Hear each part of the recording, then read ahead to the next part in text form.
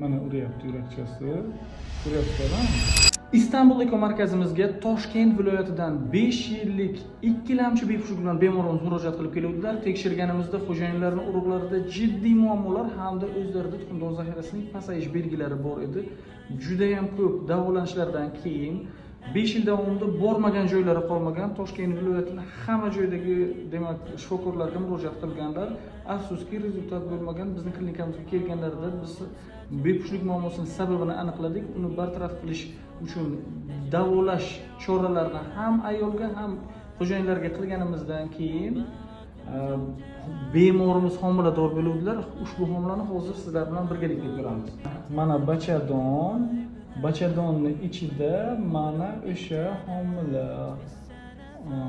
Yaxshilab e'tibor bersangiz, yurakchasidan urayotganligini ko'rish mumkin.